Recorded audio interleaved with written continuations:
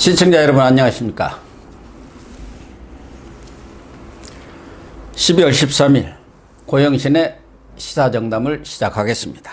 시청자 여러분, 지난해 6.13 지방선거 때 송철호 울산시장의 당선을 위해서 벌인 추악한 공작선거의 전모가 드러났습니다.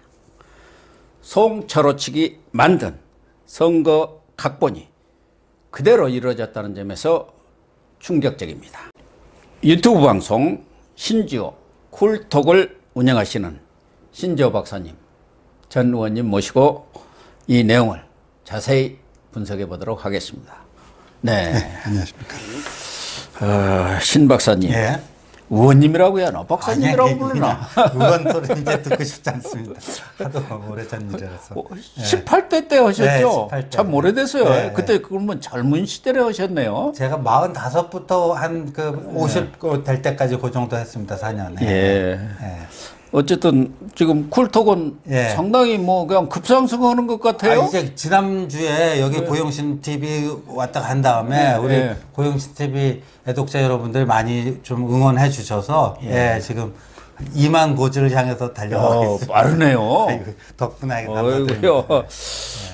또 뭐 워낙 논리가 단단하시고 분석력이 명쾌하시니까 아마 시청자들이 많이 금방 뭐 10만 또 될지 모릅니다. 천천히 가겠습니다. 오늘 조선일보 이 보도에 따르면은 송철호 측에서 그러니까 2018년에 지방선거가 있었지 않습니까? 그렇죠. 6월 18일. 그러니까 2017년부터 뭔가 각본을 짰다는 것이죠. 그렇죠. 그러니까 2018년 6월 13일이 지방선거고 송철호 캠프가 공식적으로 구성된 거는 넉 달 전인 2018년 2월인데 이거는 지금 2017년 후반기 이야기입니다. 2017년 후반기. 그러면 그때 뭐 가상의 캠프가 있었다는 그런 것은 불법은 아닌가요? 근데 그 가상의 캠프에서 어떤 일을 했는가에 따라서 공직선거법이나 정치자금법 위반이 될 수도 있고 아닐 수도 있는데 근데 이제 오늘 제가 이제 이 조선일보 기사를 보면서 어제 동아일보가 단독 보도한 공업탑 기획위원회라고 있지 않습니까? 그 울산에 가면 공업탑을, 울산이 산업도시다 보니까 그렇죠. 공업탑 로타리가 있습니다. 그 공업탑 로타리 인근의 주변에 오피스텔을 빌려서 송철호 씨를 포함해서 뭐 송병기 뭐 등등 해서 6인이 그 여러 가지 거기서 그 선거 준비를 했다. 그래서 공업탑 기획위원회다. 근데 이제 한 열흘 전쯤에 국민일보에서 무거동 틈이라는 기사가 한번 나온 적이. 무거동? 어디 동이입니까? 울산에? 우리 뭐 삼성동 하듯이 무거동. 울산. 근데 제가 울산에서 좀 몇 년 활동을 해서 하는데 공업탑이 무거동에 있습니다. 그렇구나. 그러니까 여기 무고동이 여기 같으면은 문재인 대통령 광흥창 팀 아닙니까? 뭐 그렇지, 광흥창 여기 있는데 거기에 캠프가 있었잖아요. 미리 차려진. 그렇죠, 맞죠. 그러니까 우리도 뭐 광흥창 팀 옛날 이회창 총재는 뭐 빌딩 이름 따서 그 이마 빌딩인가요? 뭐 그런 뭐 무슨 그 팀 뭐 이런 식으로 붙이듯이. 그러니까 공업탑 무고동에 있는 공업탑 기획위원회에서 만든 문건이 오늘 조선일보에 나온 이 문건이 아닌가. 그게 2017년에 말하자면 내년 선거를 대비해서 그 무고동 팀에서 각본을 만들어 놓은 거예요. 그 어떻게 해서 지금 나오게 된 거죠? 지난주 6일이죠. 검찰에서 그 송병기 그 집무실, 자택, 차 안 이거 세 군데를 다 압수수색하지 않았습니까? 거기도 뭐 차명폰 뭐 이런 외장하드 뭐 노트북 했는데 문건도 나왔답니다. 문건이 뭐 엄청나게 많이 나왔다고 했어요. 저도 그 당시에 송병기 문건에서 엄청난 게 있다 하고 내가 추측으로 이렇게 얘기했는데 결과적으로 맞아 떨어진 것 같아요. 엄청난 게 나온 거죠. 그러면은 몇 가지로 이렇게 나눠 볼 수 있는데 그 당시 당과 정부와 그리고 청와대 이렇게 세 군데에서 해줄 수 있는 내용들을 다 각본을 짰고 또 나중에는 이제 경찰까지. 그러면 당에서 그때 했던 일들은 뭔가요? 그러니까 이제 그 선거 전략 그 기획안 보면 이제 거기 자기들 필승을 위해서 꼭 했으면 좋은 거 이게 버킷리스트 그렇겠지. 요새 유행하는 말로 버킷리스트를 세 가지를 해놨는데 당선 필승 전략이죠. 네, 필승 전략 쉽게 얘기해서 그러니까 당에게는 단독 공천해줘라. 경선 붙이고 그러면 거기서 힘 빠지고 그러니까 단독 그냥 경선 없이 단독 공천을 해줘라. 근데 그게 아니 거기도 네. 울산시장 노린 사람들이 많이 있었을 거예요. 임동호 씨라고 있었죠. 그리고 그분은 나중에 전에 최고위원까지 예, 최고위원도 하고. 근데 그 송철호 그 버킷리스트대로 민주당에서 경선 없이 단독 공천을 작년 4월에 하니까 그 임동호 씨가 이게 화가 나가지고 이거 당원 당규 위반이다 반발하는 기자회견을 했었죠. 그리고 최고위원회에 와서까지도 예. 그 김기현 씨 측의 그런 뭐 비리 이런 예. 걸 뭐 문서로 돌리고 그 뭐 다음으로 항의하고 그런 것 같아요. 그랬었죠. 예. 예. 그래서 그 당에서는 이제 단독 공천을 해준 거고 정부에서는 정부에서는 이제 장관이 울산 좀 왔으면 좋겠다. 그게 도움이 됩니까? 아니 장관이 와서 이게 그거 이제 장관만 왔다 가면 안 되고 송철호를 띄우고 송철호를 뭐 송철호에게 뭐 도움 주는 행위를 하고 가야 되는 거죠. 예, 예. 근데 장관 2명이 왔다 간 거 아닙니까? 그 TV에서 좀 소개된 거는 2017년 10월 26일. 아, 10월 26일 울산 그 문화재 거기 중에 반구대 안각화라고 있지 않습니까? 그거 아주 유명하죠. 예. 예. 근데 거기 환경부 장관 김은경 장관이 왔는데 울산시청에는 연락도 안 하고 와갖고 그때는 일개 변호사에 불과했던 송철호 씨하고 만나갖고 그냥 뭐 그냥 파한대서를 하고 막 그 송철호 띄우러 그냥 현직 장관이 일부러 가셨구만. 예. 예, 일부러. 그 울산시청에는 알리지도 않고 그리고 김부겸 장관이 또 그 한 2주 전에 왔다 갔어요. 김부겸 예. 장관이 김부겸 장관은 행안부 장관이었잖아요. 또 실세였지 않습니까? 실세고 뭐 대권 후보로 예, 이렇게 거론되는. 맞습니다. 그래서 황운하 경찰청장을 만나고 왔더라고요. 근데 그 행안부가 경찰 예산과 그 인력을 담당하는 조직 아닙니까? 그래서 거기 황운하가 김부겸한테 또 민원 사항도 넣고 뭐 이랬던 거죠. 그러니까 장관 와서 좀 이렇게 힘 실어줬으면 좋겠다. 그것도 이루어진 거죠. 그리고 청와대한테는 예. 또 공약 이런 것은 청와대가 예. 좀 그렇죠. 서포트해 주는 거 밀어주도록 그렇게 또 예. 문건에는 되어 있는데 그것도 이루어진 그것도 거죠. 작년 1월에 송철호 씨가 송병기 씨랑 같이 올라와서 당시 정무수석실, 청와대 정무수석실 산에 균형비서관실 선임 행정관 불러내서 밥 장모 먹으면서. 행정관이던가요? 예, 지난번에 예, 한번 예, 거론이 장행정관. 됐죠. 예. 예. 그래서 거기서 울산에 공공병원 유치하는 거, 그거 그냥 장시간 얘기를 하고, 그게 막상 또 금년 1년에 실현되지 않았습니까? 근데 그것만 했겠습니까? 예. 요 장모 비서관 말고도 또 여러 개 했다고 봐야지. 그게 안 드러났을 뿐이지. 그렇죠. 그러니까 조선일보 기사에도 보면 그거 드러난 건 그 한 건이지만 다른 건도 있는 것 같다 이렇게 나오더라고요. 예. 어쨌든 이런 작업들이 이루어지면서 결정타를 먹인 것은 역시 황운하 아닙니까? 예, 황운하죠. 수사를 통해서 예. 자기는 마치 봐준 것처럼 참고인으로도 조사를 안 예. 했다는데 아니 경찰이 조사를 하고 수사를 한 것은 김기현의 범죄 행위를 잡아가지고 무슨 구속시키기 위한 것이 아니지 않습니까? 예, 그렇죠. 예. 선거 때 결정적으로 이 그렇죠. 수사를 통해서 예. 이미지를 깎고 그렇죠. 말하자면 송철호만 당선시키면 되는 거 아니에요. 그래서 저는 지금 우리 고 박사님이 정확한 지적해 주셨는데 조선일보 기사에 하나 빠진 거는 그러니까 당, 정, 청 이 3자의 합작품이다라고 그러는데 3자가 아니고 황운하 경찰도 들어가야 되겠죠. 그러니까 경찰까지 포함했고 4자의 합작품이다. 예. 저는 뭐 우리 선거도 치르셨고 국회의원을 하셔서 그런데 제일 중요한 것은 또 돈 아닌가요? 그렇죠. 예. 이런 부분은 사실은 드러나지 않아서 그렇지. 예.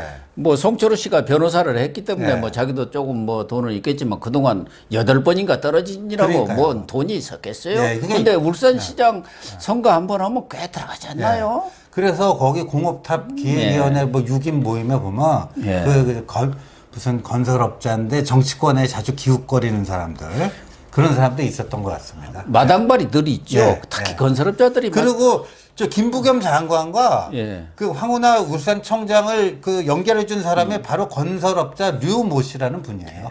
근데 이분이 2014년 울산 국회의원 보궐선거 때 송철호 후보 선대위원장까지 한 분입니다.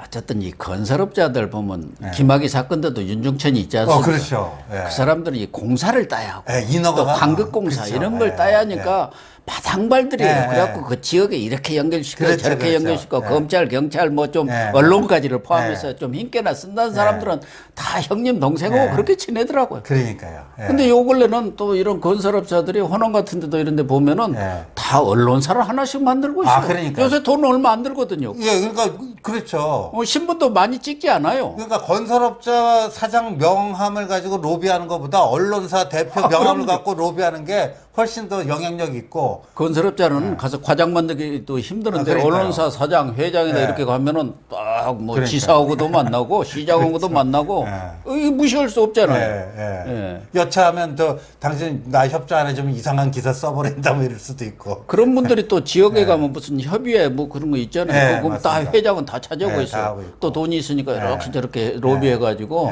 그런데 회장 딱 언론 무슨 지역협의회 회장 뭐 이런 거 찾아오고 있더라고요. 그렇죠. 근데 저는 오늘 이거 기사 보면서 이런 생각을 해봤습니다, 박사님.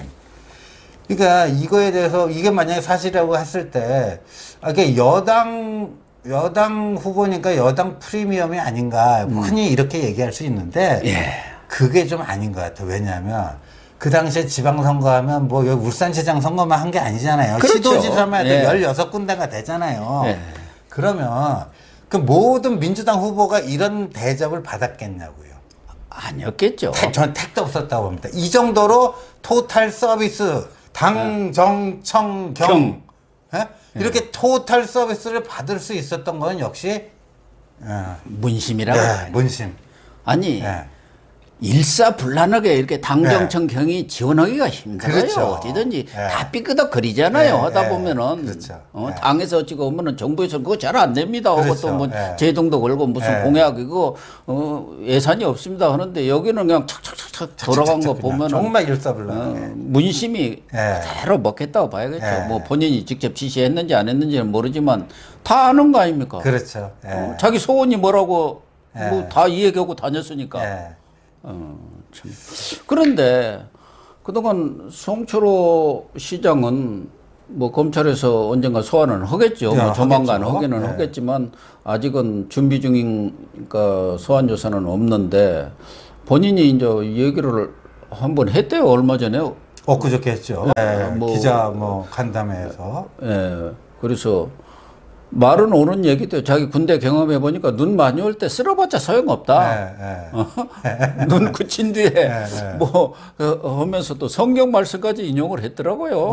뭐 진리가 너희를 자유케 하리라. 근데 양반이 지금 그렇게 한가하게 이야기할 때인가요? 근데 그 말이 안 맥힐 것 같은 게 지금 눈이 이제 내린다는 게 지금 계속 검찰 수사를 그러니까 언론에서 막 기사가 나고 이때 뭐 해명해봤자 소용없다 그런 얘기 같은데 그런 얘기인데 이 정도 나왔으면요. 그러면 이게 보면 그 공업탑 기획위원회 무고동 팀이 송철호 주재하에서 이렇게 회의해서 회의 결과를 정리한 문건 아니겠습니까? 그렇겠죠. 그렇다면은 이것과 관련해갖고 송철호 시장은 조만간 검찰 소환 조사를 받을 수밖에 없겠죠. 그러니까요. 근데 눈이 쉽게 안 그칠 것 같은데. 이 양반 얘기대로 눈 다 그칠 때까지 기다리다 보면은 화염없죠. 누가 검찰이 그렇죠. 그렇게 눈 그칠 때까지 기다려 줍니까? 그러니까 뭐 이렇게 상황 파악을 못 하시는 건지 아니면 뭐 좀 딴전을 부리시는 건지 딴청 부리는 것은 또 청와대에 계신 분도 아주 딴청에는 아주 하잖아요. 이 지금 뭐 이런 상황들이 돌아가는데 아무 말씀 없으시고 지금 미국과 북한 관계도 저렇게 지금 하는데도 뭐 평화 얘기만 하고 있잖아요. 아마 이 진보 세력들이 그런데 전에 좀 많이 하셨잖아요. 진보. 저도 해봤지만 그 전에 이거 보면서 그 한명숙 총리 생각이 나요. 맞아요. 그때도 뭐 건설업자 하여간 2억인가 뭐 수억 원 받아가지고 수표로 받아가지고 자기 여동생이 아파트 계약하는데 그 수표 번호까지 똑같은 번호 확인됐는데도 불구하고 아니라고 잡아떼고 대법원에서 2년 확정 판결 났는데도 이거는 뭔가 음모다. 이게 한명숙을 죽이기 위한 정치적 음모다. 그 사법부가 이렇게 비판하고. 똑같은 거죠, 뭐. 조국도 지금 그런 거고. 그 석방될 때도 무슨 민주투사나 되는 것처럼 그냥 뭐 민주당 의원들도 다 가서 쫓아가고. 그리고 저기 교도소 들어갈 때. 그렇죠. 그때 세리머니 할 때 그때 문재인 그때 당시 국회의원도 갔었죠, 당대표. 그렇죠, 갔었죠. 참 어쨌든 이 진보 세력들 하는 거 보면은 정말 뻔뻔하다게 해야 할지 염치가 없다게 해야 할지 모르겠어요. 근데 지금 조국도 엊그제 일단 검찰 조사를 또 받았더라고요. 예, 중앙지검에서 가족 비리 관련해서 세 번째. 근데 요즘은 검찰 조사를 받아도 소환이 됐는지 무슨 조사가 이루어졌는지 알 길이 없이 지금 깜깜이 수사를 하고 있지 않습니까? 언론의 눈과 귀를 입을 틀어막기 위해서 형사소송 무슨 그런 규정을 고쳐가지고 일체 이런 그 피의자에 대한 어떤 그 정보랄까 이런 신상 공개 또 기자와 검사 내지는 수사관들과의 접촉도 다 차단을 해버렸기 때문에 사실은 그래서 그게 흘러나온 것이 없는데 일단은 조국의 이제 개인 비리는 개인 비리, 뭐 가족 비리는 그렇다 하더라도 어제 그 백원우 전 민정 비서관이 KBS에 보낸 그 SNS 메시지를 보면은 그동안 조국이 유재수 감찰 무마 사건과 관련해서 3인이 그러니까 조국, 백원우, 박형철 반부패 비서관 이 세 사람이 회의에서 결정했기 때문에 정상적인 절차를 거쳤다. 이걸 지금 강조하고 있는 거예요. 근데 백원은 그게 아니라고 부인을 해버렸더라고요. 그러니까요. 이제 그 3인 공동 결정이 아니라 백원은 자신은 단순 의견만 전달했을 뿐이고 결정은 조국이 했다. 박형철도 마찬가지 아니에요. 박형철은 조금 이제 다른 게 최종 결정은 조국이 했는데 백원우의 의견을 받아서 조국이 한 거다. 뭐 이런 식이고. 그러니까 지금 백원우는 그 3인 회의가 있기는 있었던 모양이던데요. 하긴 하겠죠. 그러니까 민정수석과 했는데 3인 회의를 했는데 그것은 이미 감찰 무마 결정이 난 이미 끝난 뒤에 이제 마무리 차원에서 서희 모여서 그렇죠. 그냥 뭐 간단히 뒷처리라고 뒷처리죠. 그러니까 중단은 이미 결정돼 있는 상태고 그 뒷처리를 위한 3인 회의를 했다. 그러면은 지금 백원우라든가 박형철 얘기로 보면은 조국으로서는 물러설 수 없는 그런 궁지로 몰린 거 아닙니까? 그러니까 결과적으로 보면 조국이 책임을 지든가. 지금 뭐 동아일보나 이런 데서 조국 변호인들 취재한 바에 의하면 이번에는 묵비권, 진술거부권 행사 안 할 거다. 왜냐하면 박형철도 이렇게 얘기하고 백원우도 이렇게 얘기한 상태에서 조국이 입 닫고 있으면 그거를 시인한다는 그게 돼버리니까. 그럼 독박을 써버리잖아요. 독박을 써버리는 거 아닙니까? 독박 쓸까요? 의리를 지키려나요? 저는 조국 그렇게까지 안 할 것 같은데요. 본인이 그렇게까지 독박 쓸 그런 인성의 소유자는 아니지 않을까라는 생각이 좀 듭니다. 그동안 이분이 뭐 정의, 평등 이런 거 찾았는데 가만히 하는 거 보면 완전히 사리사욕을 챙긴 건 그런 것으로 보여요. 그러니까 조국이 이번에는 입을 열 거다 하는 게 지금 조국 변호인 쪽에서 흘러나오고 있는 얘기인데 그럼 조국이 입을 열면 어떻게 될 것인가? 이게 참 좀 재밌어요. 그러니까요. 그래서 그러니까 이럴 수도 있겠죠. 그러니까 제가 몇 가지 생각해 보니까 제가 민정수석이고 백원우가 민정비서관이고 상하관계가 형식적인 상하관계는 그런데 사실 백원우가 나보다 더 셌다. 백원우가 나한테 이거 안 하면 이거 그래서 자기는 좀 유재수 잘 알지도 못하고 그런데 백원우한테 넘기려나? 백원우한테 넘기던가 아니면 조국도 전화가 여기저기서 많이 걸려온다고 그랬잖아요. 근데 본인 입으로는 또 안 했기 때문에 박형철 비서관이 그렇다고 전언이란 말이에요. 그러니까 자기는 그런 말을 한 적 없다고 또 해볼 수도 있겠죠. 그러니까 또 청와대 안에 있지 않는 사람 이야기를 할 수도 있겠죠. 뭐 이호철 씨라든가, 뭐 김경수 지사라든가, 그러니까 조국이 어디까지 어떻게 얘기하는 것도 굉장히 중요할 것 같습니다. 조국의 입에 따라서 파문이 엄청나게 크죠. 커질 가능성도 크죠. 이게 서로 이제 내부 총질하는 거죠. 원래 한솥밥 먹던 사람들끼리 서로 이제 저 사람이야 서로. 뭐 조국도 어쨌든 마지막 이제 궁지에 몰려 있는 것 같은데 또 하나는 정경심은 아주 부인 정경심. 예. 여기는 또 판사들에 따라서 입장이 다른지 최근에 그 검찰에서 공소장을 변경해 달라고 그랬지 않습니까? 지난 9월 6일 날이죠. 그때 그렇죠. 급히 급히 시효가 만료되기 때문에 공소시효 때문에. 공소를 기소를 했지 않습니까? 했는데. 그러니까 그때는 아직 수사가 덜 된 상태이기 때문에 아마 좀 여러 가지로 좀 미흡한 상태에서 일단 기소를 했고 그 이후에 이제 수사를 오랫동안 했지 않습니까? 그렇죠. 그러니까 그 공범관계라든가 또 표창장을 언제 만들었느냐, 어디서 만들었냐 이런 부분 제가 볼 때는 법률 전문가가 아니어서 그런지 그러면 그 뒤에 이렇게 자세한 수사를 통해서 밝혀졌으면 그걸 좀 변경하는 것이 그러니까요. 합당한 거 아닌가요? 그런데 재판부에서는 그건 본질을 바꾸는 거니까 못 해주겠다. 그러면 이 안만 가지고 한다면은 무죄 판결이 나온다는 거 아닙니까? 봐주려고 그러나요? 아니, 그 판사가 좀 까다로운 사람이긴 한데, 그래서 이거는 거의 동일 사건이라고 봐야 되지 않겠습니까? 그러니까 뭐 시점, 장소, 그 다음에 구체적으로 위조한 방식, 목적, 등등 5가지 중에 하나만 일치하더라도 그냥 동일 사건으로 봐준다는데, 예를 들면 첫 번째는 유명대학 진학을 위해서 했다가 두 번째는 서울대 진학을 위해서. 그러면 서울대가 유명대 아니에요. 그러니까. 아니, 더 오히려 구체적으로 그렇죠. 이렇게 적시를 하면은, 피의자 입장에서는 더 방어권을 보호해 주는 거 아닙니까? 그렇죠. 사실은 이런 걸 못 바꾸게 한 건 검찰이 막 바꿔버리면은 피의자 입장에서는 변호사하고 다 방어 전략을 세워놨는데 싹 바꿔버리면은 오히려 피의자한테 피해가 가기 때문에 그런 공소장 변경, 본질적인 것을 변경할 수 없게 한 거 아니겠습니까? 그렇죠. 그런 건데. 근데 이건 제가 볼 때는 당연히 바꿔야 할 내용들인데요. 그래서 그 법조인들에게 물어봤더니요. 이렇게 될 것 같다고 그럽니다. 이게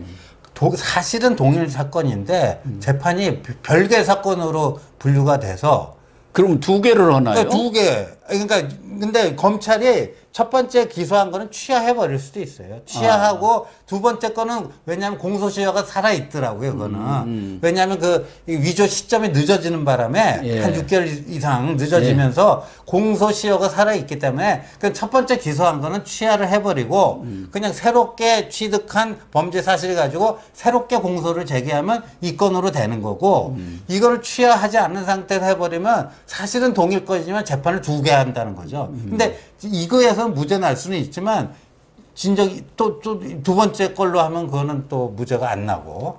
아니 그래서 일각에서는 거기 부장판사를 지내신 어디 법학전문대학원 교수도 이건 정경심을 무죄를 주기 위한 작심하고 판사가 이 공소장 변경을 못하겠다 불허하는 거 아니냐 이렇게까지 비난이 있는데다가 잘 아시다시피 김명수 사법부가 그러니까요. 무슨 우리법 연구에다 무슨 국제인권법 연구에다 이런 사람들이 싹 장악하니까 이분도 혹시 그쪽 아닌가 하는 의구심들이 그 전력을 봐도 그 전에 무슨 공소장 변경 안 해주고 이런 거 꼭 이번 건만 아니라 몇 건 보면 약간 성향상 그쪽인 거는 같습니다 보니까.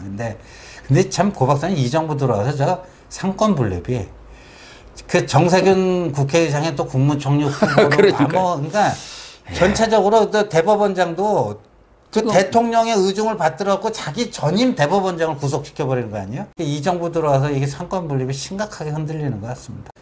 네, 시청자 여러분, 지금 국회에서는 패스트 트랙법을 강행 처리하겠다고 민주당이 지금 엄포를 놓고 있고요. 그동안 유재수 감찰 무마 사건, 울산시장 부정선거 공작 사건, 또 조국 수사 이런 부분들도 어쨌든 민주당과 청와대의 수사 방해라 할까요?